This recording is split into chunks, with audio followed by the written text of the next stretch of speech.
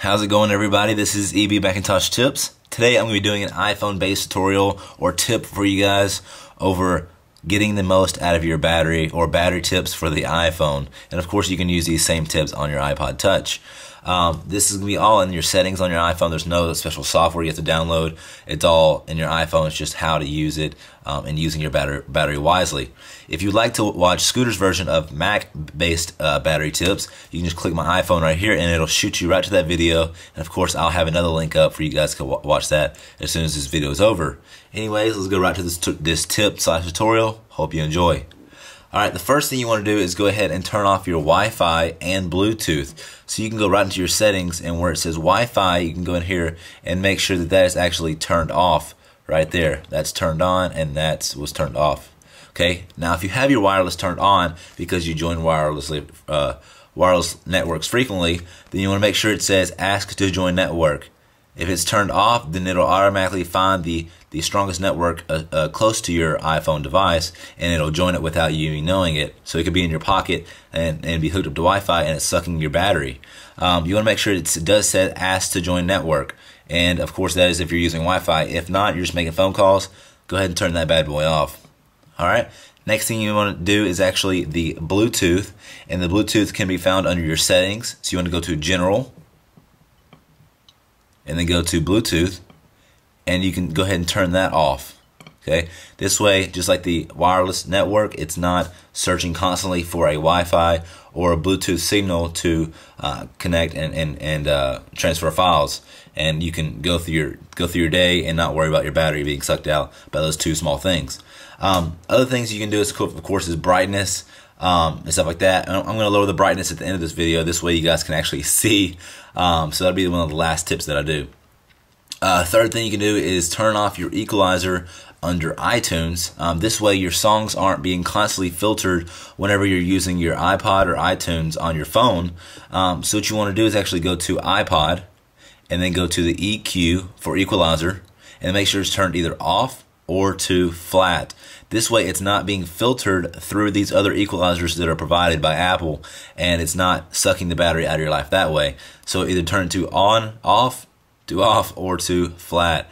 Alright, because of course, as you guys know, if it's the bass booster or bass stuff like that, then deep, then of course it's going to make your speakers work harder to provide music instead of just having it off or flat. Another tip for music, make sure you use your headphones if you're not around people you're trying to share music or listen to music. You can just simply throw in your Apple earbuds and enjoy your iTunes there at your own pleasing, instead of having it extremely loud and playing through your speakers on your iPhone and of course iPod Touch. Alright, moving on to the next tip, you want to make sure that your 3G is turned off.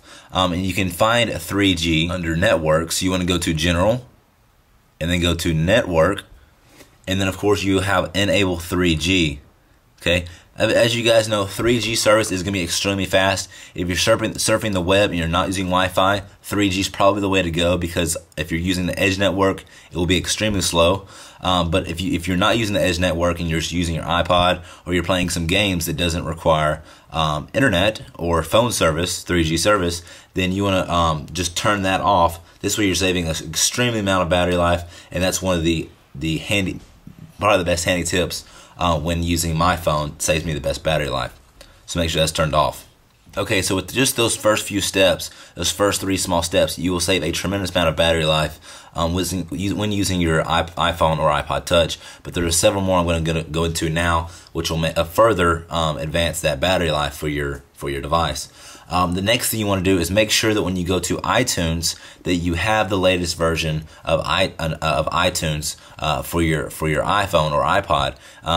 Apple offers free updates. You can be found under your iTunes, and if you download that, it actually help out with your battery life, gaming, and the way your battery is being used when using your device. But make sure you do have the latest version, and that will help you out tremendously when using your battery life. Okay, moving on, make sure that you have push notifications off. If you guys don't know what push notifications are, it's basically, say you get like a message off AIM or whatever, and you don't want that to go to your phone. So make sure these devices are actually off and that your notifications are off. This way you're not getting push notifications to your phone from your work or other devices, other applications, and you won't be using that battery right there.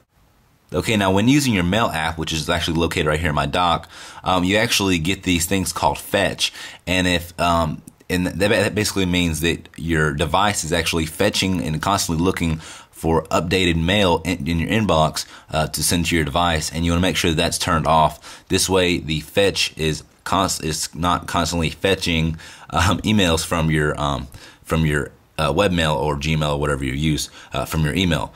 So how to turn that off? You just go to your Mail and go to Fetch New Data, and then make sure your push or your fetch is actually turned off.